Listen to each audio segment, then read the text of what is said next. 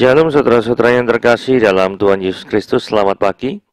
Renungan kita pada hari ini diambil dari 1 Korintus pasal yang 12 ayat yang ke-12 sampai yang ke-31. Judul renungan kita pada hari ini adalah dirimu berarti bagi Tuhan. Suatu kali ada jemaat yang datang kepada saya sambil menangis, "Kak, saya kok rasanya tidak memiliki talenta apa-apa ya untuk melayani Tuhan. Saya tidak bisa menyanyi, berbicara di depan orang, dan lain-lain." Saya pun menghiburnya dan membuatnya melihat bahwa selama ini kehadirannya juga banyak memberkati orang lain. Sambil memegang pundaknya saya berkata, ibu sudah melakukan pelayanan. Ibu sudah banyak mengajak jemaat lain untuk beribadah. Tiap kali ada yang tidak datang, ibu rela untuk mendatangi mereka. Banyak orang memandang pelayanan adalah sesuatu yang kelihatan hebat. Kita lupa bahwa Tuhan juga dapat membuat orang terberkati meski itu hanya pelayanan yang sederhana. Paulus menasihatkan pada jemaatnya di Korintus bahwa orang percaya adalah satu tubuh Kristus, di mana semuanya dapat saling melengkapi dan saling melayani Tuhan. Anggota tubuh memiliki peran masing-masing dan tidak ada yang merasa penting karena semuanya saling membutuhkan. Apalagi anggotanya yang tampaknya tidak dapat mendapat perhatian lebih. Paulus mengajarkan agar jemaat dapat saling menghargai keunikan masing-masing dan menyadari bahwa itu adalah karunia dari Tuhan. Setiap orang diberikan karunia masing-masing oleh Tuhan, maka kita tidak boleh minder atau sebaliknya merasa sombong. Kita dapat saling melengkapi sebagai tubuh Kristus, karena ada banyak pelayanan yang bisa dikerjakan bersama-sama. Setiap orang berarti bagi Tuhan dan kehadiran diri kita tetap dibutuhkan. Kita tetap dibutuhkan, jangan minder dan terus layani Tuhan dengan karunia yang kita miliki. Oke, hari ini membahas tentang 3 kunci mengatasi perpecahan dalam kehidupan bergereja, gitu ya. Nah, kita akan membaca terlebih dahulu ayatnya di 1 Korintus 12 ayat 12 sampai 31. Karena sama seperti tubuh itu satu dan anggota-anggotanya banyak, dan segala anggota itu sekalipun banyak merupakan satu tubuh, demikian pula Kristus. Sebab dalam satu roh kita semua, baik orang Yahudi maupun orang Yunani, baik budak maupun orang merdeka, telah dibaptis menjadi satu tubuh dan kita semua diberi minum dari satu roh. Karena tubuh juga tidak terdiri dari satu anggota, tetapi atas banyak anggota. Andai kata kaki berkata, "Aku karena aku bukan buatan tangan, aku tidak termasuk tubuh," jadi benarkah dia tidak termasuk tubuh? Dan andai kata telinga berkata, "Karena aku bukan mata, aku tidak termasuk tubuh," jadi benarkah dia tidak termasuk tubuh? Andai kata tubuh seluruhnya adalah mata, di manakah pendengaran? Andai kata seluruhnya adalah telinga, di manakah penciuman? Tetapi Allah telah memberikan kepada anggota masing-masing secara khusus suatu tempat dalam tubuh seperti yang dikehendakinya. Andai kata semuanya adalah satu anggota, di manakah tubuh? Memang ada banyak anggota tetapi hanya satu tubuh. Tetapi jadi mata tidak dapat berkata pada tangan, "Aku tidak membutuhkan engkau," dan kepala tidak dapat berkata kepada kaki, "Aku tidak membutuhkan engkau." Malahan justru anggota-anggota tubuh yang nampak paling lemah yang paling dibutuhkan. Dan kepada anggota-anggota tubuh yang menurut pandangan kita kurang terhormat, kita memberikan penghormatan khusus. Dan terhadap anggota-anggota kita yang tidak elok, kita perhatikan khusus. Hal itu tidak dibutuhkan oleh anggota-anggota yang elok. Allah telah menyusun tubuh begitu rupa, sehingga kepada anggota-anggota yang tidak mulia diberikan penghormatan khusus. Supaya jangan terjadi perpecahan dalam tubuh, tetapi supaya anggota-anggotanya yang berbeda itu saling memperhatikan. Karena itu jika ada satu anggota menderita, semua anggota turut menderita. Jika satu anggota dihormati, semua anggota juga turut bersukacita. Kamu semua adalah tubuh Kristus, dan kamu masing-masing adalah anggotanya. Dan Allah telah menetapkan beberapa orang dalam jemaat, pertama sebagai rasul, kedua sebagai nabi, ketiga sebagai pengajar. Selanjutnya mereka yang mendapat karunia untuk mengadakan mujizat, untuk menyembuhkan, untuk melayani, dan untuk memimpin, dan untuk berkata-kata dalam bahasa roh. Apakah mereka semua rasul atau nabi? Atau pengajar? Adakah mereka semua mendapatkan karunia untuk mengadakan mujizat? Atau untuk menyembuhkan? Atau untuk berkata-kata dalam bahasa roh? Atau untuk menafsirkan bahasa roh? Jadi berusahalah untuk memperoleh karunia-karunia yang paling utama, dan aku menunjukkan kepadamu jalan yang lebih utama lagi. Nah saudara, ayat 12 katakan ya, karena sama seperti tubuh itu satu, anggota-anggotanya banyak. Jadi sekalipun pengikut Kristus itu memiliki berbagai macam keragaman, entah keragaman itu dalam sisi bahasa, budaya, geografis, talenta tentunya, Tetapi dalam setiap keberbedaan itu, ada pemersatunya, yaitu apa? Tubuh Kristus. Jadi ini yang paling penting ya. Jangan sampai perbedaan itu membuat anggota tubuh Kristus ini terpecah-pecah. Tetapi ingatlah bahwa darah Kristus itulah yang mempersatukan daripada keberbedaan yang kita miliki dengan orang lain. Hal yang kedua adalah perbedaan di mata Tuhan dan manusia. Ayat 13 dikatakan, sebab dalam satu roh kita semua, baik orang Yahudi maupun orang Yunani, baik budak maupun orang merdeka. Kenapa kok ada dikotomi atau pembedaan dari Yahudi dan Yunani? Karena Yahudi adalah bangsa yang religius. Mesias lahir dari bangsa Yahudi. Seringkali ada kebanggaan dari bangsa Yahudi, karena melalui bangsa mereka lah Taurat Musa itu turun. Jadi, memang mereka ini adalah bangsa istimewa. Coba kita lihat ya. Di dalam Yohanes 8 ayat 37 dikatakan ini. Aku tahu bahwa kamu adalah keturunan Abraham. Tetapi kamu berusaha untuk membunuh aku karena firmanku tidak beroleh tempat di dalam kamu. Jadi, Yesus ini ngomong sama orang Yahudi. Orang Yahudi ini bangga bahwa dirinya itu adalah keturunan Abraham. Yohanes 8 ayat 39 dikatakan. Jawab mereka kepadanya, Bapa kami ialah Abraham. Wah, gitu ya. Bangga sekali gitu ya. Kata Yesus kepada mereka, jikalau sekiranya kamu anak-anak Abraham, tentulah kamu mengerjakan pekerjaan yang dikerjakan oleh Abraham. Jadi ada semacam, soal apa ya, istilahnya ya, chauvinistik ya. Jadi bangga sekali terhadap suatu bangsa dan menganggap rendah bangsa lain. Bangsa Yunani adalah bangsa yang sangat maju. Ini bangsa kedua yang dibandingkan ya. Bangsa saat itu adalah kesuksesan Alexander Agung yang menguasai dari Yunani sampai India Utara. Itu adalah prestasi yang tidak main-main. Dalam bidang filsafat, dalam bidang bahasa, bangunan, budaya, semuanya terserap di dalam budaya Helenisasi. Helenisasi itu adalah bahasa, harus menggunakan bahasa Yunani. Kan daerah taklukannya banyak ya. Dari Yunani sampai India Utara. Bangunan harus ciri khas bangunan-bangunan Yunani. Dengan pilar-pilarnya yang banyak itu.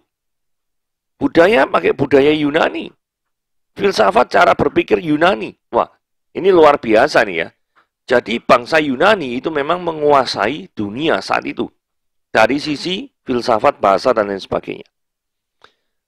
Nah, yang kedua adalah pembandingan antara orang budak dan merdeka. Jadi ada dikotomi, pembedaan antara budak dan orang merdeka. Ya, budak pasti dipandang lebih rendah lah dibandingkan dengan orang merdeka. Kuncinya adalah di hadapan Tuhan. Sekalipun engkau orang Yahudi, sekalipun engkau Yunani, sekalipun engkau orang budak, sekalipun engkau merdeka, semua pembedaan itu di mata Tuhan itu sirna. Itu tidak ada. Karena dibaptis dalam satu tubuh dan diberi minum dalam satu roh. Itulah sebabnya kalau penerapan dalam kehidupan sehari-hari, jangan pikir bahwa misalkan kita ini kaya, terus memandang rendah orang yang status ekonominya rendah atau miskin. Ini tidak boleh, karena ini adalah satu tubuh Kristus. Jadi nggak ada ceritanya dalam pelayanan, karena wah ini mobilnya berapa itu di rumah? 4, oh ya. Berarti dia 1 liter aja. Wah, karena supaya orang-orang bisa lihat sukses secara rohani, sukses secara dunia gitu ya. Dia punya mobil apa enggak? Oh, enggak punya, cuma punya sepeda ontel gitu ya toh.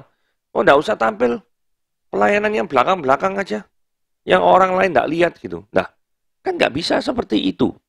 Jadi enggak boleh dibuat pembedaan seperti itu. Gitu ya. Jadi kalau misalkan ada orang suaranya sangat merdu, sekalipun dia misalkan dari keluarga yang kurang berada, ya tidak apa-apa, ini namanya pelayanan Tuhan kok. Kan seperti itu. Nah, hal yang berikutnya kita bahas kepedulian antar anggota tubuh Kristus. Anggota tubuh Kristus seringkali terlibat pertikaian karena hal-hal yang tidak major. Karena ini berkata ya, ayat 15 ya. Andai kata kaki berkata, karena aku bukan tangan, aku tidak termasuk tubuh. Jadi benarkah dia tidak termasuk tubuh? Jadi seolah-olah tidak mau tahu gitu ya. Andai kata telinga berkata, aku bukan mata, aku tidak termasuk tubuh. Benarkah dia tidak termasuk tubuh? Misal gini ya, ini ilustrasi ya. Ada pelayanan majalah dinding gitu ya. Kalau zaman dulu kan ada pelayanan mading, majalah dinding yang harus ditempelkan di gereja. Isinya di mading itu kan macam-macam. Terus ada rumah seorang song leader yang dekat dengan gereja. Nah, masalahnya yang harus menempelkan majalah dinding ini adalah petugas pelayanan literatur, bukan song leader. Tapi pelayanan literatur itu minta tolong pada song leader untuk menempelkan pengumuman yang urgent di gereja karena rumahnya jauh. Nah, kan bisa-bisa aja song leader yang ngomong, loh, gak mau, itu kan tugasmu. Ya memang benar tugasnya, cuma rumahnya jauh. Ibarat Jakarta itu ya. Mungkin gerejanya ada di Jakarta Barat gitu. Rumahnya itu ada di Bekasi gitu. Sementara itu ya. Sing rumah song leader ini ada di Perumahan Puri. Dola dekat sekali toh, Jakarta Barat Puri kan dekat. Ya memang Puri ada di Jakarta Barat kan gitu. Nah, atau kalau misalkan di Surabaya, itu rumahnya itu gerejanya ada di misalkan daerah Surabaya Utara, gitu ya. Tapi rumahnya ada di daerah Surabaya Selatan. Itu jauh setengah mati itu. Nah, kalau mau sendiri-sendiri, enggak saling bantu, bagianku, bagianmu, aku tidak peduli dengan kesusahanmu, dan aku tidak peduli dengan kondisimu, nah ini jadi repot. Tapi lain ceritanya kalau misalkan rumah petugas dari literatur ini juga dekat dengan gereja, tapi tetap minta bantuan pada rumah si song leader ini, dengan alasan petugas literatur ini di sekolah itu lebih tua tingkatnya daripada sang song leader, sehingga merasa berhak untuk nyuruh-nyuruh si song leader. Nah, kalau ini memang ngawur nih ceritanya ya. Jadi seperti itu ya, itu ilustrasi seperti itu, saling bantu. Nah, berikutnya yang ini. Kesukaan sama menyenangkan, tetapi kesukaan yang berbeda saling melengkapi. Maksudnya apa? Maksudnya gini ya. Ayat 17 kan berkata, andai kata tubuh seluruhnya mata, di manakah pendengaran? Andai kata seluruhnya telinga, di manakah penciuman? Maksudnya gini ya, seringkali kita tuh sangat suka sekali toh berkumpul dengan orang-orang yang mirip dengan kita. Contoh ya misalkan ya, kita suka dengan musik ini ya. Kita suka sekali kumpul dengan orang-orang yang bisa main musik. Bahkan mungkin buat permainan menebak kunci gitu misalkan ya. Jadi misalkan gini, maksudnya permainan menebak kunci itu gini. Jadi orang menyanyi gitu ya. Ketika orang menyanyi gitu, suatu lagu tertentu ditebak. Ayo ini kunci apa nih? Nyanyi di kunci F atau kunci G. Nah, bagi orang yang senang musik, wah itu sangat menyenangkan sekali ya. Tapi bagi orang sih nggak senang musik, beda nih apa sih nyanyi di kunci G sampai kunci F misalkan kayak gitu ya. Gak ngerti gitu loh. Yang berikutnya, misalkan, kita suka bidang multimedia misalnya. Maka pembicaraan tentang sound system, gitu, bicara masalah kamera, video editing, terus itu mic yang bagus itu seperti apa, mixer yang bagus itu seperti apa, ngedit video, efek-efek itu, wah itu menarik sekali bagi kita.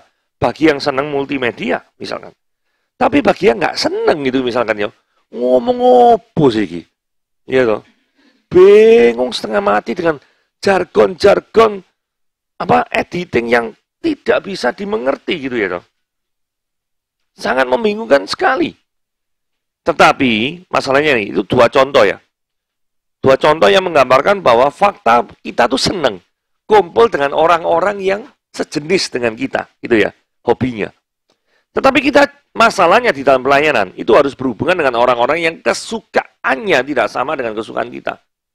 Contoh kalau Anda jadi song leader, Anda tidak mungkin at the same time Anda song leader terus nyeting sound system sendiri pada saat bersamaan. Ya gak mungkin toh ya. Nah, justru perbedaan ini yang semakin memperkaya dan memperlebar kerajaan surga dan melatih daripada setiap anggota tubuh Kristus untuk saling menghormati dan menghargai orang lain. Kurang lebih seperti itu. Ayat 18, tetapi Allah telah memberikan kepada anggota masing-masing secara khusus suatu tempat dalam tubuh seperti yang dikehendakinya. Jadi gini ya, Tuhan itu pasti memberikan talenta khusus pada setiap orang. Itu pasti. Ya contohnya saya kan barusan lihat film Eternal gitu ya. Jadi setiap karakter tuh memiliki keahlian khusus. Ada yang ahli ilusi seperti karakter Sprite, namanya Sprite ya. Atau bacanya Sprite gitu ya. Kalau saudara cari nanti yang Coca-Cola, Fanta, nggak ada ya. Ada Nesprite gitu ya. No? Ada yang memiliki kekuatan tinju yang luar biasa. Seperti yang diperankan aktor Korea itu ya. Namanya Gilgamesh. Sebenarnya Gilgamesh ini diambil dari mitologi dari Babilonia, cerita-cerita kuno ya. Tapi nanti kita bahas lain waktu, lain video mungkin ya. Atau kemampuan untuk mengubah zat-zat benda mati. Dari satu wujud, misalkan wujud cair ke wujud padat ke wujud gas. Misalkan, itu seperti yang namanya sersi. Wah ini lumayan ini kemampuan ini. Atau kemampuan memanipulasi pikiran. Seperti druid. Nah ini, jadi setiap orang tuh punya karakternya sendiri, punya keahliannya sendiri, gitu ya. Dan tidak mungkin Anda tidak memiliki keahlian. Bahkan ya, kalau sesama pelayan Tuhan, dengan jabatan sama pun, itu ada diversifikasinya, ada keahlian spesifikasinya tertentu. Jadi contoh misalkan sama-sama hamba Tuhan, sama-sama penginjil, tapi ada spesialisnya misalkan, ada yang spesialisasi religion comparison, perbandingan agama. Atau misalkan ada yang spesialis apologetika. Ada yang spesialis bimbingan pastoral pernikahan. Atau keluarga. Atau cara mengatasi hubungan antara orang tua dan anak. Loh itu spesialisnya beda-beda. Bahkan kalau bidang yang saya tekuni, apologetika, itu juga ada kekhususannya masing-masing. Jadi contohnya ada yang ahli dalam bidang bibliologi. Jadi ahli dalam hal bahasa. Bahasa Yunani, bahasa Ibrani, ada yang ahli seperti itu. Ada yang ahli selidiki daripada bidang arkeologi. Yaitu tentang situs-situs daripada kuno. Ini biasanya penganut daripada apologetika evidensial. Yaitu bersoal jawab, mempertahankan iman dengan bukti-bukti fisik yang ada. Terutama bukti-bukti zaman-zaman purbakala kuno. Untuk membuktikan kebenaran-kebenaran yang ada dalam Alkitab. Itu apologetikanya tuh cabangnya banyak sekali ya. Jadi setiap orang tuh pasti memiliki kekhususan. Nah, temukan kekhususan Anda di dalam pelayanan Tuhan itu seperti apa, dan layanilah Tuhan, explore di bidang itu, jangan coba-coba di bidang lain. Contoh misalkan, Anda tidak memiliki keahlian, atau memiliki hati, untuk misalkan beban kunjungan ke orang sakit, atau kunjungan untuk mendoakan orangnya, jangan ambil itu. Karena mungkin keahlian Anda bukan di sana, yaitu menyanyi. Tapi sebaliknya, kalau keahlian Anda itu bukan menyanyi, jangan coba-coba jadi song leader. Nanti jemaatnya kupingnya sakit nanti. Seperti tadi ya, main di kunci F, Anda nyanyi kunci G. Repot lah kayak gini nih. Nah, seperti itu ya. Jadi inilah kekayaan yang Tuhan berikan kepada umatnya. Oke? Lanjutnya.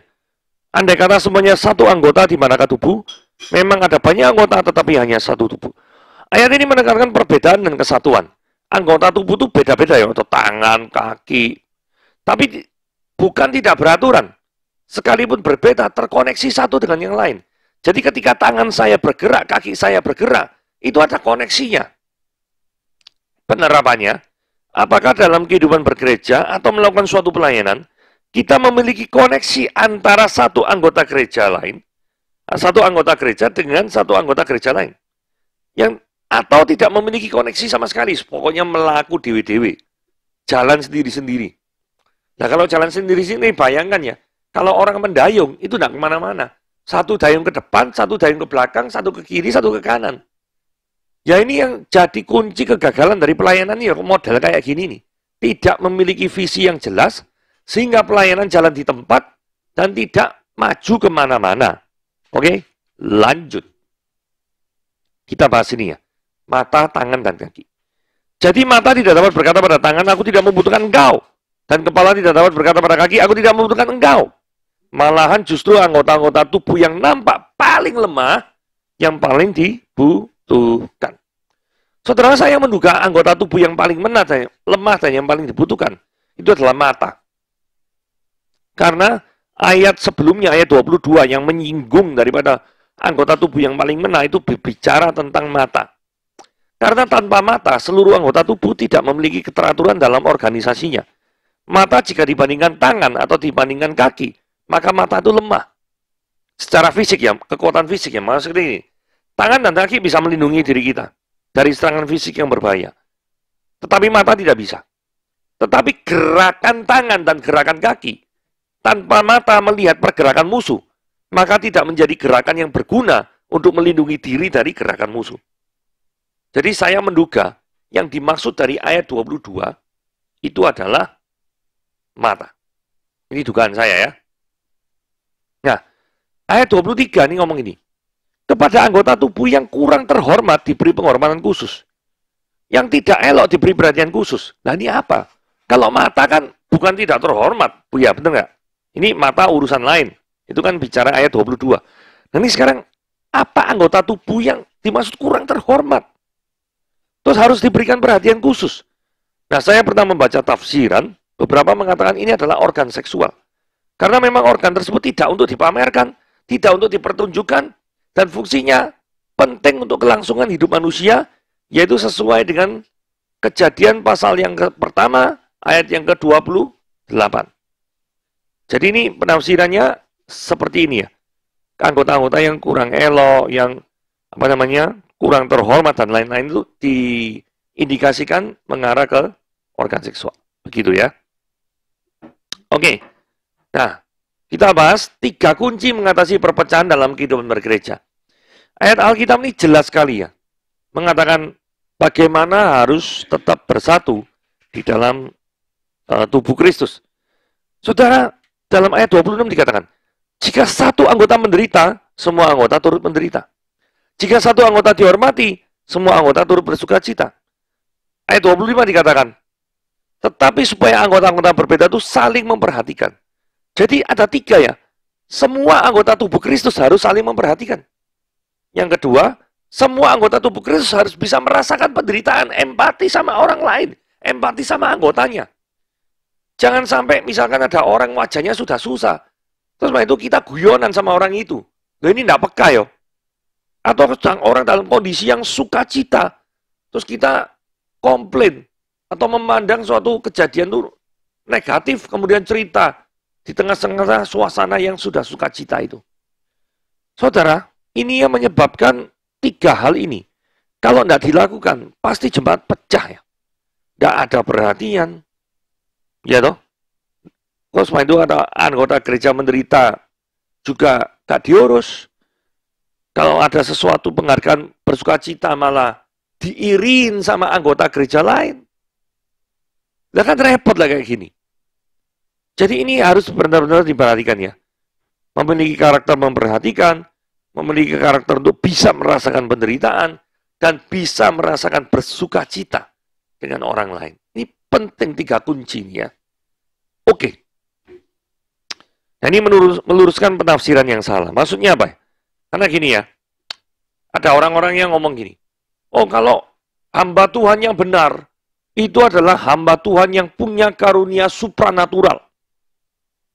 Saudara, kita baca saja ayat 29. Apakah mereka semua rasul? Jawabannya tidak. Karena di ayat 28 sudah dikatakan, Allah telah menetapkan beberapa orang dalam jemaat, pertama sebagai rasul, kedua nabi, ketiga pengajar. Jadi ini orang-orang yang berbeda-beda. Jadi jawaban atas pertanyaan ayat 29, apakah mereka semua rasul? Jawabannya tidak. Berdasarkan ayat 28 yang barusan kita baca tadi. Apakah semuanya nabi? Tidak. Apakah semuanya pengajar? Tidak. Berarti, kalau jawabannya tidak, kita juga bisa menjawab ayat yang 29b. Adakah semua mereka mendapatkan karunia untuk mendapatkan mujizat? Jawabannya juga tidak. Karena ayat 29 dikatakan ini. Selanjutnya mereka yang mendapatkan karunia untuk mengadakan mujizat, untuk menyembuhkan, melayani, memimpin, berkata-kata dalam bahasa roh, itu adalah berbeda-beda. Seperti karunia atau keahlian khusus yang ada di personel karakteristik di orang-orang di film Eternal atau di Marvel. Keahliannya beda-beda. Pertanyaannya gini, apakah hanya karena Hulk yang hijau itu ya, makhluk hijau kuat Hulk gitu ya, di Marvel ya, tidak bisa misalkan ya, tidak bisa memanah dengan jitu seperti Hawkeye misalkan. Hulk tidak termasuk anggota Marvel? Tidak kan? Dia kan tidak disyaratkan untuk masuk anggota Marvel gara-gara harus bisa panah. Tapi mempunyai keahlian khusus kan seperti itu. Sama seperti orang menilai, apakah seorang itu tidak bisa disebut sebagai hamba Tuhan yang benar hanya karena dia tidak memiliki karunia supranatural? Jawabannya tidak. Jadi memang ada pendeta yang bisa berkarunia bahasa lidah, ada yang tidak. Ada pendeta yang bisa memiliki karunia bahasa roh, karunia menyembuhkan. Ada pendeta yang tidak. Ada pendeta-pendeta yang memiliki kemampuan apologetika yang sangat bagus. Tapi ada pendeta-pendeta yang memiliki kemampuan pastoral yang sangat hebat di dalam menangani keluarga. Sehingga asalnya keluarga itu mau cerai misalkan tidak jadi cerai. Asalnya anaknya bermasalah, berandalan gitu ya, jadi anak yang taat, mencintai orang tua misalkan. Jadi seperti ini ya. Karena saya pernah ya berbicara sama orang gitu ya. Kemudian orang ini ya ngomong gini ya. Orang ini nantang gitu ya. Karena saya kan ada beda pendapat sama orang itu. Orang ini ngomong gini. Coba kamu bawakan ya 5 orang atau 10 orang yang di sini yang sakit. Saya akan tantang Anda untuk mendoakan untuk sembuhkan. Terus kemudian kalau tidak sembuh, saya akan berdoa kepada 10 orang itu, dan jikalau sembuh, maka kita lihat mana yang lebih berkuasa, antara saya atau Anda. Loh, jadi bagi orang ini, parameter untuk membuktikan hamba Tuhan yang benar atau tidak, itu dikriteriakan dengan apakah kita memiliki kemampuan supranatural atau tidak. Saudara, saya katakan sekali lagi ya, kemampuan supranatural tidak bisa menjadi tanda bahwa seorang itu hamba Tuhan atau tidak. Saudara percaya, saudara lihat Yohanes Pembaptis. Yohanes Pembaptis itu penuh dengan Roh Kudus dari lahir. Tapi pernahkah Anda melihat dan dicatat di Yohanes Pembaptis itu melakukan sign and wonder, mujizat? Tidak pernah, bukan? Dia hanya berbicara, bertobatlah, kerajaan Allah sudah dekat. Dia pembuka jalan bagi Tuhan dan lain sebagainya. Ya. Jadi tidak bisa karunia supranatural itu menjadi patokan seorang itu hamba Tuhan atau tidak. Karena setiap karunianya berbeda. Oke, dengan demikian semoga renungan pada hari ini memperluas wawasan kita dan memberkati dan membuat kita bisa menghargai satu dengan yang lain. Tuhan Yesus memberkati. Amin.